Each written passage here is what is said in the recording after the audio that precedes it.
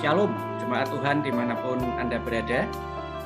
Sebuah kerinduan kita bersama untuk kita bisa sebagai jemaat Tuhan bisa mengenal apa, siapa, dan bagaimana pergumulan seorang pendeta kita.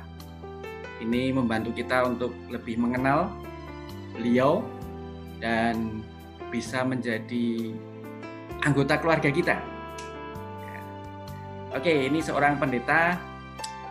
Biasa saya memanggilnya Romo, walaupun bukan seorang Romo, ya, karena beliau menikah dan punya keluarga. Tapi sebelumnya jangan lupa like, subscribe, komen, lonceng. Ya. Baik, kita akan segera panggil pendeta kita, seorang hamba Tuhan yang mungkin sebagian besar dari jemaat Tuhan, khususnya di Kota Jogja, sudah mengenal beliau. Baik, Pendeta Hadian Tanwikara. Selamat malam. Selamat malam. Shalom, Pak Hadian. Ya, shalom. Ya.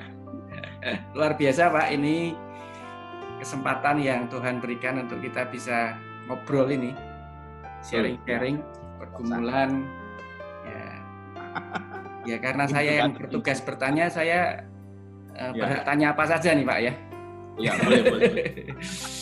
Apa saja boleh. Ya, yang pertama kalau melihat nama, Pak, ini saya perhatikan ya, Hadian itu masih banyak yang salah loh, Pak. Yang benar bagaimana, Pak? Hadian ini betul atau pakai I? Betul, Pak. Itu yang ditulis tanpa I ya? Oleh Pak Ben, sudah betul. Oh, oke. Saya sampai ngecek ke catatan sipil, Pak. Nah, namanya betul nggak? Data kependudukan ya. Iya, Pak. Ya, oke, Pak Hadian, mungkin Romo ya. Saya manggil Romo aja lah ya, yang biasa kita ada aja. Ya. Dalam percakapan sehari-hari. Mungkin Romo bisa mulai cerita nih. Mungkin perjalanan hidup dari masa kecil, remaja, dewasa, kemudian sampai menikah dan sampai sekarang ini. Gimana nih perjalanannya sampai jadi seorang pendeta ini bagaimana, Pak? Ya. Monggo Romo, monggo. Ya. Ya, terima kasih. Ya, perjalanan saya itu berawal di kota Surabaya ya. Jadi saya lahir di Surabaya, Pak Ben. Jadi saya dibesarkan. Arek Surabaya ya. Arek Surabaya ya, bonek tadi. Bonek Mas saya. Saya lahir di Surabaya tahun 78. Jadi saya masih muda, masih 42 tahun. Masih muda sekali. Saya dibesarkan dalam keluarga yang besar, 5 bersaudara, 5 laki semua. Saya paling kecil, Pak Ben. Saya paling kecil, ya. Saya di Surabaya sampai SMP kelas 2. Jadi dari lahir sampai SMP kelas 2 saya tinggal di Surabaya, sekolah di Surabaya. Lalu SMP kelas 2 itu saya pindah ke Mojokerto. Mojokertonya pun di pelosok ya, di pelosok di dusun gitu, di dusun. Ya. Di peta ada ya, Pak ya? Ada. Ya, jadi waktu itu memang sangat dusun sekali, sangat desa sekali karena waktu saya SMP kelas 2 berarti itu sekitar sudah 90-an, tahun 90-an ya. Tahun 90-an itu saya SMP, itu di dusun tempat saya pindah Mojokerto itu, belum ada listrik, Pak Ben. Jadi memang cukup terpencil. Tahun segitu itu belum ada listrik. Padahal saya di Surabaya, itu kota yang terang benderang begitu, lalu ke desa, nggak ada lampu, nggak ada listrik, dan itu awal-awal sangat tidak menyenangkan. Tetapi justru disitulah pembentukan itu ya. Artinya mengalami banyak hal, mengalami banyak proses hidup karena sudah mulai SMP, sudah mulai banyak tahu bagaimana harus memikirkan hari depan gitu ya, masa depan itu sudah mulai terpikir sejak SMP. Apalagi orang dusun, sekolahnya di dusun gitu ya. Wong desa. Wong desa gitu. Iya, karena waktu itu pindah ke Mojokerto di dusun itu dalam kondisi ekonomi yang sulit. Karena Bapak waktu itu sudah pensiun dari Badan Pekabaran Injil. Beliau pensiun dari Badan Pekabaran Injil Gereja Kristen Jawi Wetan. Beliau pensiun dan itu secara ekonomi kami tidak ada pemasukan sama sekali. Nah itu justru di situ saya berjuang, mulai merasakan berjuang itu seperti apa. Tapi masa kecil saya sangat menyenangkan, membahagiakan karena paling kecil ya. Iya, paling kecil. Membahagiakan karena apa ya? Saya bisa bermain banyak hal di masa kecil saya itu. Papa, mama saya itu orang yang sangat apa ya? Terbuka, silakan kamu main apa aja. Jadi saya sangat bahagia masa kecil begitu. Jadi banyak pengalaman yang aneh-aneh. Apalagi kami 5 laki-laki semua. Jadi itu menyenangkan. Kami 5 bersaudara, laki-laki semua itu sangat menyenangkan. Kalau kami main bola, lalu kami satu tim begitu berlima, maka nggak ada yang bisa ngalahin kami. Dulu waktu masih kurus, sekarang sudah nggak bisa main bola. Ya. Ya begitulah. Itu masa kecil. Lalu saya sampai lulus SMA di desa di Mojokerto itu. Saya di sekolah negeri di desa, tepatnya nama sekolahnya itu SMA Negeri Gondang. Ya, jadi kalau di searching itu ada SMA Negeri 1 Gondang. Padahal SMA-nya cuma 1, Pak, gitu. Jadi nggak ada yang, tapi ya dikasih nama SMA Negeri 1 Gondang. Itu satu-satunya SMA negeri. Saya lulus selesai tahun 97. 97 saya lulus SMA, lalu saya merantau sempat ke Jakarta. Sebenarnya waktu itu lulus SMA itu masa yang berat buat saya. Ya, karena masa itu saya harus bekerja. Saya harus memilih untuk mencari pekerjaan karena saya tidak bisa melanjutkan kuliah. Tidak ada biaya. Jadi kalau saya cerita tadi, waktu SMP papa saya itu sudah pensiun. Dan tidak ada secara ekonomi pemasukan. Jadi saya lulus SMA, saya harus berpikir tentang bekerja, bagaimana saya dapat pekerjaan, saya bisa mandiri, itu pikirannya. Saya merantau pertama ke Tangerang. Ke Tangerang itu sebulan begitu, sebulan saya ada di sana. Sebelum kerusuhan Jakarta itu saya pulang. Pokoknya krispon itu Pak, yaitu 98 ya. Ya, 97 masih, tapi sudah kacau balau itu ya, sudah kacau balau, belum sampai kerusuhan saya sudah pulang. Saya pulang balik ke dusun, lalu saya memutuskan ke Denpasar. Ya, dari Mojokerto ke Tangerang, lalu balik lagi setelah 1 bulan, balik ke Mojokerto, lalu saya dari Mojokerto berangkat ke Denpasar. Hanya berbekal uang 100.000. Rupiah ya? Bukan cuma 100.000, nekat Pak, nekat. Rupiah ya Pak ya? Apa? Rupiah atau nanti dolar? Tuh, enggak. Rupiah. 100.000 dolar. 100.000 rupiah, ya. Naik bis Akas waktu itu ke Denpasar itu 75.000. Jadi saya turun di Terminal Ubung di Denpasar itu, uang saya tinggal 25.000. Tinggal 25.000, jadi di bis itu saya sudah nggak makan, jadi saya bawa makanan dari rumah, jadi supaya di bis itu nggak makan. Sampai di Denpasar uang 25.000, sampai terminal yang pertama saya beli itu koran. Lowongan. Di koran saya cari lowongan. Cari lowongan, pokoknya saya nyampe Denpasar harus kerja gitu. Saya cari lowongan, ada lowongan di penggergajian kayu. Perusahaan penggergajian kayu, gelondongan begitu Pak Ben. Ya. Nah, itu saya masuk. Padahal di koran itu dicantumkan yang dibutuhkan itu cuma lulusan SMP. Gajinya cuma 5.000 sehari. Tahun 97 gaji 5.000 sehari, saya masuk, saya jalani.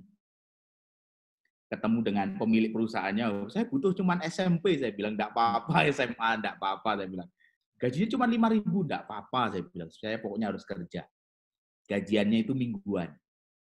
Saya kerja di situ selama kurang lebih 2 bulan, 3 bulan saya kerja, hancur Pak Ben badan saya.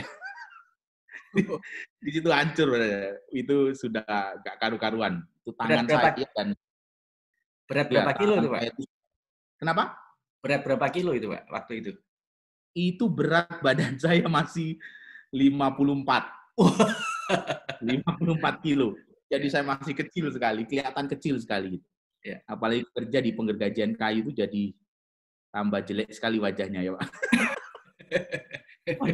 Wajah orang desanya tambah kelihatan sekali. Tangan saya sampai setelah berapa bulan bekerja di situ, tangan dan kaki saya itu kesemutan tiap hari Pak. Karena terlalu berat pekerjaannya, gaji cuma 5.000.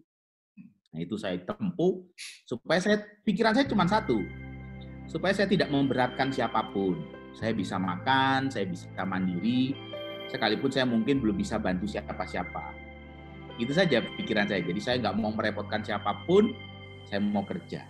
Dari situ saya kerja keluar dari penggergajian kayu, banyak teman-teman yang sangat mengasihi saya gitu ya. Saya selalu di tempat kerja itu banyak dikasihi orang. Lalu dari situ saya pindah jadi tukang cuci piring, Pak, di restoran Chinese food di Legian. Itu berlangsung sebulan. Sebulan saya kerja sebagai tukang cuci piring di restoran Chinese food Legian, daerah yang kena bom itu, Pak Ben. Ya. Saya kerja di situ. Saya bergumul waktu itu karena pemiliknya sebenarnya seorang Kristen gitu.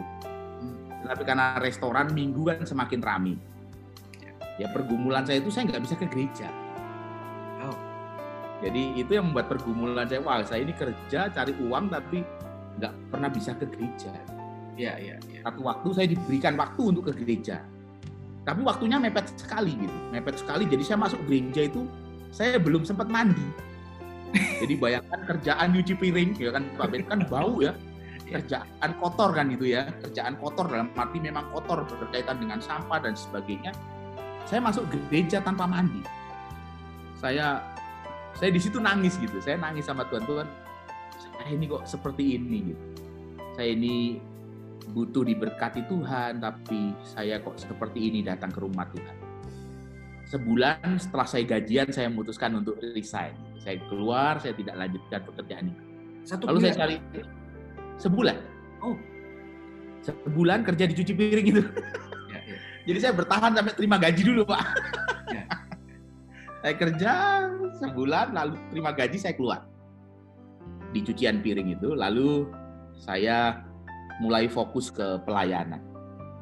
Saya mulai fokus di pelayanan, sambil mengisi waktu itu saya membantu gereja menjadi membantu Pendeta Bambang, waktu itu masih guru Injil. Jadi guru Injil Bambang itu bersama dengan istri, hanya berdua, memulai pelayanan gereja Kristus di Denpasar. Lalu saya membantu pelayanan di sana, membantu bermain musik, di persekutuan pemuda, membantu mempersiapkan alat untuk ibadah dan sebagainya. Itu yang saya lakukan. Di dalam perjalanan saya melayani itu membantu, memang tidak bekerja waktu itu, pikirannya hanya membantu. Di saat bersamaan koster gerejanya itu pergi, Pak, melarikan diri setelah digaji, terus lari gitu. Lalu dengan bersamaan itu saya diminta untuk kamu aja yang jadi koster, mau enggak gitu. Ya, jadi nggak ada rencana apapun. Jadi saya nggak kepikiran kerja jadi koster gitu. Sambil saya cari terus lowongan pekerjaan. Lalu saya okekan begitu sambil jadi batu loncatan begitu. Saya katakan pada guru Injil Bambang bahwa saya nggak selamanya saya menjadi koster di gereja, saya juga akan cari pekerjaan yang lain. Lalu dari situ saya bekerja sambil cari lowongan pekerjaan. Sekitar sebulan lebih saya sambil nyari pekerjaan, saya jadi koster gereja itu bersama dengan guru Injil Bambang ini. Saya diajak melayani penginjilan dan sebagainya karena memang jemaat ini, pos PI ini perintisan, benar-benar perintisan. Tidak ada orang yang Kristen yang pertama masuk situ itu sedikit sekali. Justru saya diajak pelayanan. Ya itu Pendeta Bambang dan Lose Lydia. Jadi Lose Bambang dan Lose Lydia itu yang sangat memberkati saya. Beliaulah yang mendampingi saya dan kami melayani bersama. Di situ waktu itu beliau sudah bertanya, apa Hadian nggak pengen sekolah pendeta? Ya, jadi saya belum berpikir ke sana, Lose, saya bilang. Waktu itu Lose Bambang dan Lose Lydia itu belum punya 2 anak itu. 2 anak itu belum ada, jadi mereka berdua suami istri ini juga bergumul. Bertahun-tahun mereka menikah belum diberi keturunan. Jadi waktu itu setiap kali doa pagi, kalau di GKY dulu di Gereja Kristus Yesus itu dulu GKJMB, Gereja Kristus Jemaat Mangga Besar. Itu kalau tiap pagi itu berdoa, Pak. Jadi ada persekutuan doa setiap hari. Setiap hari? Setiap hari. Dan itu di situ selalu kami bersama-sama berdoa. Kerinduan salah satunya adalah Lose Bambang dan Lose Lydia itu diberi keturunan. Ya begitu. Jadi waktu saya masuk sekolah teologi, saya diterima di sekolah teologi, Lose Lydia itu juga akhirnya hamil. Gitu. Jadi di dalam doa setiap hari, Lose Bambang dan Lose Lydia itu selalu mendoakan saya supaya saya punya panggilan sekolah teologi. Dan kita juga mendoakan supaya Lose Bambang dan Lose Lydia itu juga diberi keturunan. Itu yang terus didoakan, salah satu yang terus didoakan. Begitu saya diterima di sekolah teologi, Lose Lydia itu juga hamil. Itu luar biasa. Jadi itu waktu bersamaan. Kemudian Lose Lydia hamil, lalu mereka pindah ke Jakarta, ditarik oleh pusat untuk melayani di Jakarta. Saya berangkat ke Bandung. Jadi itu berangkatnya bersamaan. Saya berangkat masuk sekolah teologi, Lose Bambang dan Lose Lydia kembali ke Jakarta untuk melayani di Jakarta. Itu perjalanan, kalau boleh saya lompat-lompat begitu ceritanya. Ya, baik. Selesai dari koster di gereja itu sekitar 1 bulan lebih begitu, saya mendapatkan pekerjaan di perusahaan farmasi. Distribusi farmasi antar mitra sembada. Jadi itu perusahaan distribusinya produk Paros. Jadi produk Paros itu punya perusahaan distribusi namanya Antar Mitra Sembada atau AMS. Yang gambar kijang itu ya, Pak ya? Yang biru ya. Ya Paros. Paros. Saya bekerja di situ. Saya diminta untuk menjadi kepala gudang. Itu pertolongan Tuhan juga. Saya bisa masuk di situ itu waktu ujian itu, tes masuk itu saingannya itu sarjana-sarjana. Saya sendiri yang lulus SMA. Tapi justru saya di situ diberi Tuhan gitu. Ya. Romo, gerejanya berarti nggak ada koster waktu itu? Nggak ada, saya tinggal itu kosong. Tetapi setiap hari Minggu atau Sabtu sore, kan ada persekutuan pemuda Sabtu sore, saya sudah pulang kerja, saya akan selalu membantu mempersiapkan. Jadi akhirnya mereka cari koster saya, tapi sebelum dapat koster saya tetap membantu pekerjaan di gereja tanpa digaji. Berarti betul-betul pelayanan ya di situ ya? Pelayanan, saya kembali ke pelayanan. Ya, jadi gitu. Waktu saya koster benar-benar koster saya digaji. Ya gitu. Oke.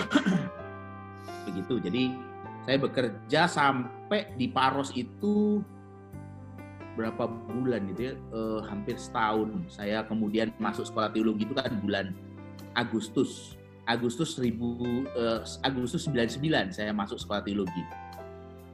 Itu dari 98 kan Pak, hampir setahun itu, hampir setahun. Ya. Itu yang saya alami kalau mau diceritakan dari kecil sampai kemudian. Menarik sekali Pak, luar biasa.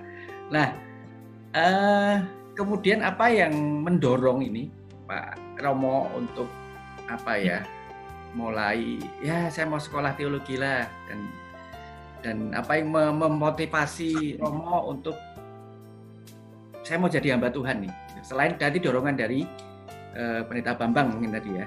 Apa yang Ya. menjadi kerinduan terdalam dari Romo untuk ya aku mau sekolah teologi dan menjadi hamba Tuhan.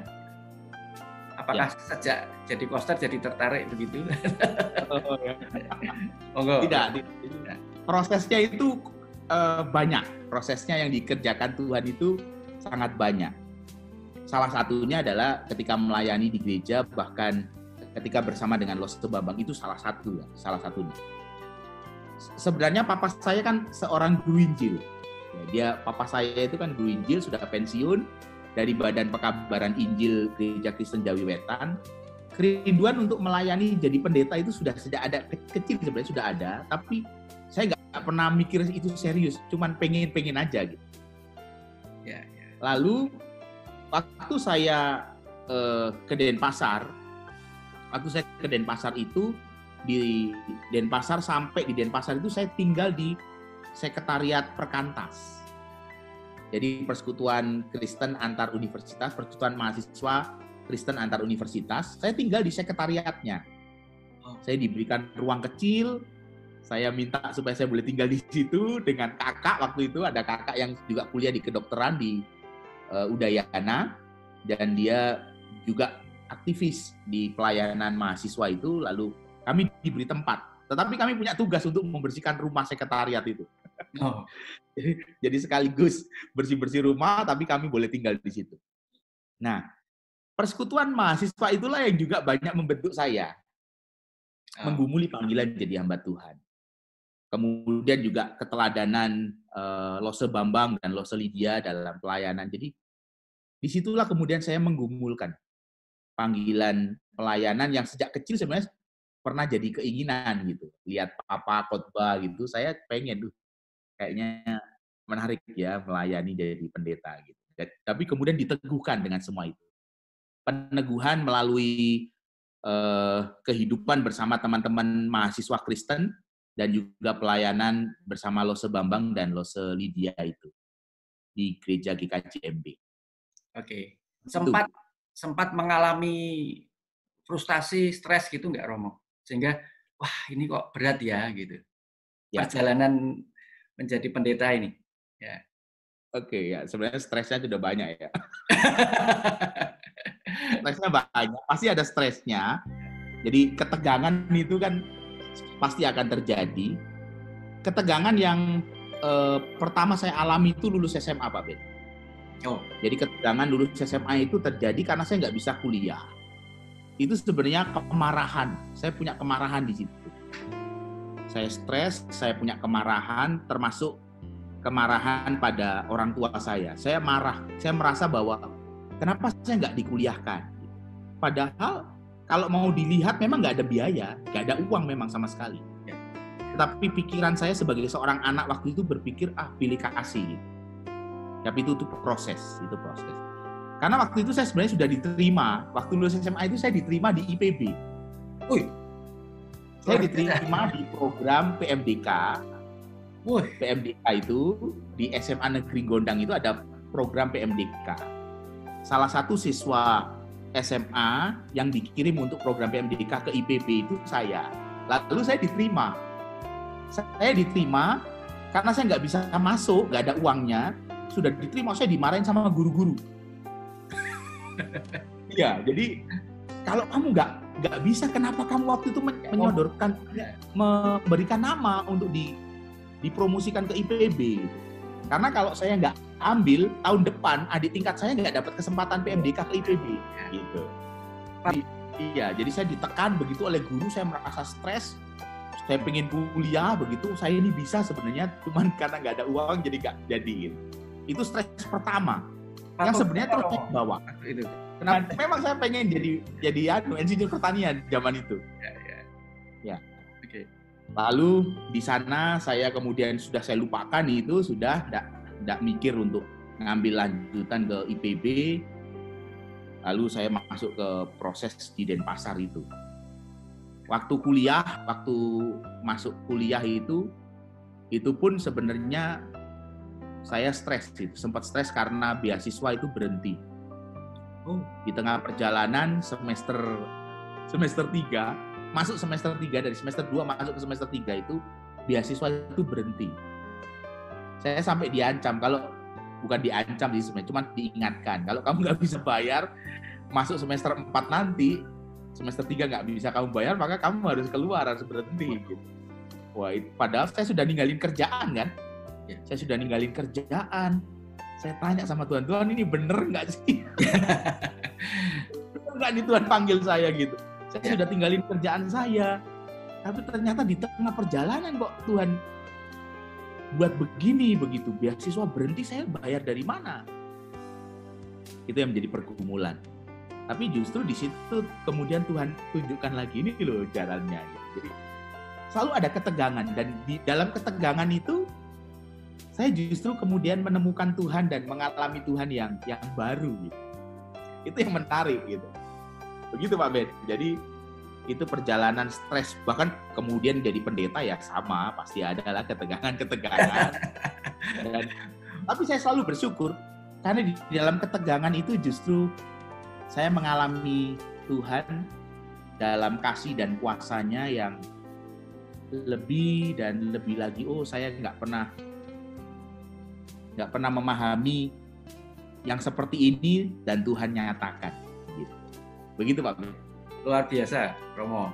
Nah, sekarang beralih ke yang lebih santai mungkin tentang keluarga ini. Nah, gimana nih?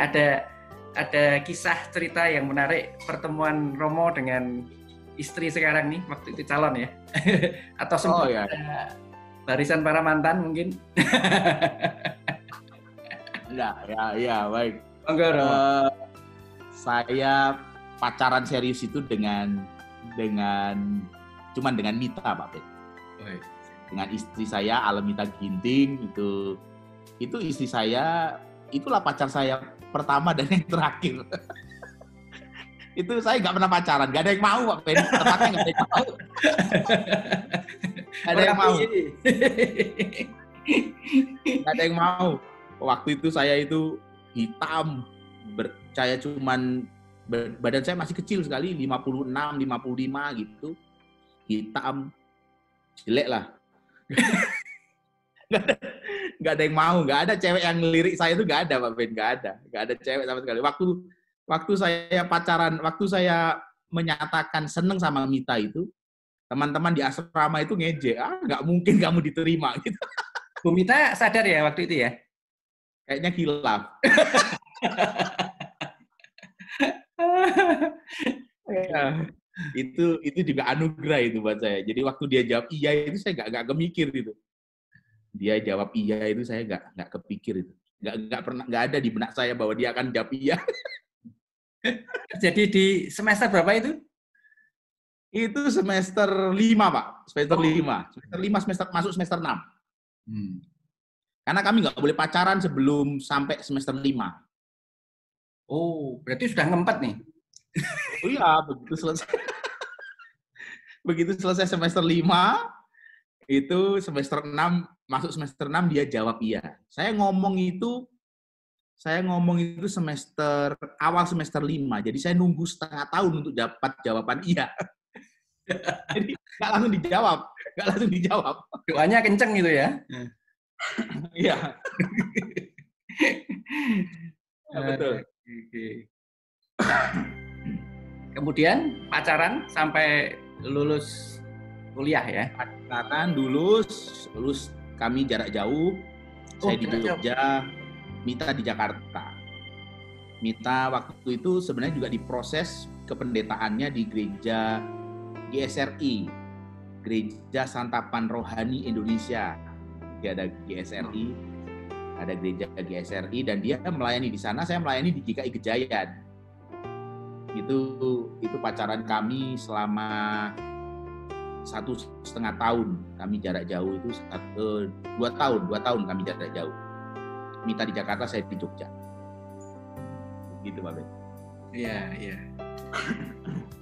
Menikah tahun berapa, Romo? Saya menikah tahun 2004 2004 ya. Iya 2004 ya 2004. Tahu Sampai lupa ini. sampai lupa Pak. Sekarang dikaruniai 2 anak ya. 2 anak ya, Nah, Bilkia dan Otniel. ini usianya ingat nggak nih Romo? Ingat, haleluya. Ingat, Bilkia sekarang SMP kelas 3. SMP kelas 3, Otniel kelas 6. Kelas 6. Oh, Kelas kelas 6. 6 SD. Iya, Wah, kelas luar 6, biasa. Bilkia kelas SMP kelas 3. Tingginya sudah lebih tinggi dari saya itu, Pak. Ya. Tapi sudah berkutat di dunia audiovisual ya. Oh iya. Otniel, ya, terutama Otniel. saya kalah, ya, betul. Iya. Betul. Oke. Passionnya di situ, senangnya di situ. Iya. Kira-kira dari 2 ini ada yang mengikuti jejak Romo nggak ini? Otniel, Pak. Otniel itu sejak kecil sampai hari ini saya selalu membelokkan. Justru saya membelokkan, jangan jadi pendeta. Saya mungkin bapak yang nggak baik mungkin ya. Kalau soal jadi pendeta, saya sejak kecil Otniel itu mengatakan bahwa saya mau jadi pendeta kayak papa. Tapi sampai hari ini saya selalu mencoba untuk menguji, artinya saya menguji apa sungguh lah itu, apakah kamu sungguh-sungguh supaya panggilan itu sungguh-sungguh dia gumuli gitu. Oke. Saya selalu membelokkan, jangan jadi pendeta, jadi dokter aja, kan kamu pintar begitu. Saya selalu ngomongnya begitu. Yang diuji. Oke. Ya. Dari peristiwa pengalaman Romo bersama Tuhan sekian lama begini, ada nggak satu peristiwa yang sangat-sangat berkesan dan yang membuat ini sesuatu momen yang tidak pernah terlupakan dan luar biasa dalam hidup Romo gitu? Apa? Mungkin ada suatu momen tertentu yang gitu. Sebenarnya perjalanan saya jadi pendeta, jadi hamba Tuhan itu nggak pernah terpikir seperti ini, Pak Ben. Nggak pernah. Saya sejak kuliah itu nggak pernah. Sejak kecil saya nggak pernah pelayanan di GKI. Saya nggak pernah terbersit dalam benak saya nanti saya akan jadi pendeta GKI. Nggak pernah, nggak ada. Dalam benak saya itu nggak pernah terpikir itu. Bahkan ketika saya diminta untuk menjalani praktek 1 tahun di GKI Gejayan dari STT Bandung, itu saya tidak pernah terpikir bahwa saya akan ditempatkan satu-satunya alumni STT Bandung waktu itu yang diutus ke GKI, gitu. Di angkatan saya yang diutus ke GKI itu cuma saya gitu, dan saya merasa sekolah ini nggak bener, masa aku ditempatkan di GKI, yang pasti nggak akan terima STT Bandung gitu. Secara alma mater itu nggak akan diterima karena bukan sekolah yang direkomendasi GKI waktu itu. Itu sudah menjadi rumor gitu ya. Jadi STT Bandung tidak direkomendasi GKI, tetapi justru saya diutus ke GKI untuk praktek 1 tahun. Ya. Nah, justru disitulah saya melihat bahwa ternyata di sini Tuhan menempatkan saya. Gitu ya. Saya belajar banyak dan pertolongan Tuhan itu luar biasa sampai saya kemudian disekolahkan lagi oleh GKI Gejayan, masuk S2 di Duta Wacana, itu luar biasa buat saya. Itu tidak pernah terpikir gitu. Kemudian dipendetakan di GKI di Jogja gitu kan, yang merupakan wilayah Universitas Kristen Duta Wacana gitu ya. Ada Fakultas Teologi malah yang ditabiskan dari alumni STT Bandung, yang sekalipun memang lanjut juga ke Duta Wacana begitu. Ya. Tapi itu kan satu pergumulan saya dengan keluarga. Tapi saya percaya itu perjalanan dengan Tuhan yang luar biasa. Ya. Begitu Pak. Ya. Oke Romo. Nah, ada pesan atau nasihat atau apa yang ingin Romo bagikan kepada khususnya jemaat di Kota Jogja ini, ya? Apa yang akan Romo sampaikan kepada kita semua? Ya, jadi menurut saya kekristenan mesti menjadi keteladanan. Hidup gereja Tuhan mesti menghadirkan keteladanan kasih. Keteladanan kasih, kepedulian, itu menjadi satu hal yang penting. Bahkan keteladanan kasih itu bukan hanya sekedar persoalan program, melakukan program ini, program itu, tapi gereja Tuhan mesti hadir dalam kerendahan hati. Ya mulai dari gereja. Setiap orang mesti hadir dalam kerendahan hati, dan kerendahan hati itu yang akan membawa gereja hadir dengan kehidupan yang sejati di tengah-tengah masyarakat, menjadi gereja yang peduli. Dan itu butuh kerendahan hati semua orang percaya. Butuh kerendahan hati semua warga jemaat gereja. Ya, secara khusus GKI tentu. Para pendeta, para penatua, hadir terus hidup dalam kerendahan hati. Karena dengan kerendahan hati itulah kita bisa mewujudkan hidup yang otentik, hidup yang sejati. Tanpa kerendahan hati, nggak ada hidup yang otentik. Orang akan selalu tidak sungguh-sungguh. Dengan kerendahan hatilah kita memberkati banyak orang. Dan saya rasa itu perjalanan yang penting bahkan buat seorang pendeta. Perjalanan untuk semakin rendah hati dan semakin rendah hati. Membaca firman Tuhan, membaca buku-buku rohani, ya, untuk membangun kerendahan hati. Begitu, Pak Ben. Baik, menarik sekali kisah yang Romo bagikan kepada kita semua. Ya, bagian akhir kita mau sedikit bermain, Romo. Ya. Oke. Ya. Ada kuis, tapi ini jawabnya cepat loh ya, Romo. Ya. Waduh. Jawabnya cepat ya. Ya, mudah-mudahan. Tidak banyak, ada hanya beberapa saja. Ya. Oke. Tidur atau olahraga? Tidur. Oke. Tidak bohong. Gemuk atau kurus? Kurus. Kurus. Pengen kurus. Tapi tidur. Iya, Pak Ben. Ini lucu lagi. Tinju atau pingpong?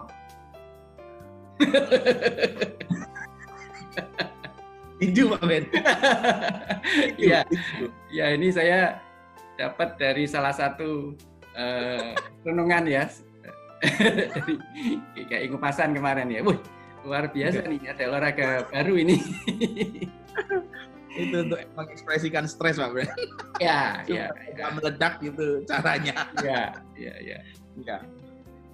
Oke, berikutnya. Ya. Durian atau semangka? Semangka. Kenapa, Romo? Iya, saya lebih suka semangka karena saya baru makan durian itu setelah umur 40 tahun. Saya baru makan durian. Saya baru tahu durian itu enak, tapi sejak kecil saya tetap lebih senang semangka. Oke. Gitu. Makan durian itu baru umur 40 tahun kemarin, Pak. Sebelumnya nggak pernah. Dan mungkin aneh ya rasanya gitu ya? Ya, saya nggak suka durian. Oh, nggak suka? Oh. Oke. Ya, oke. Yang terakhir, Jogja atau ya. Surabaya? Jogja. Jogja. Ya. Walaupun itu kota kelahiran ya, dulu ya. Iya, Jogja. Jadi Jogja jadi kota yang penuh memori, penuh kenangan, penuh cerita ya, penuh kisah gitu ya. Ya. Baik Romo, terima kasih sekali waktunya untuk kita bisa ngobrol santai, kita mendengar kisah. Romo ini berbagi kisah dari kecil, remaja, dewasa, di dalam pelayanan, di dalam studinya, pekerjaannya, ya, lalu di dalam perjalanan bersama Tuhan, juga di dalam keluarga. Ya. Saya kira obrolan kita boleh jadi berkat ya Romo untuk Amin. Bermanfaat Ya. Tuhan khususnya yang mendengar program acara ini. Oke. Baik, terima Tuhan, demikian obrolan kita dengan Romo Hadian Tanwikara yang sekarang menjadi pendeta di GKI Pasan, Yogyakarta. Semoga menjadi berkat bagi kita semua. Terima kasih Romo, Shalom. Ya, terima kasih, Shalom. Ya.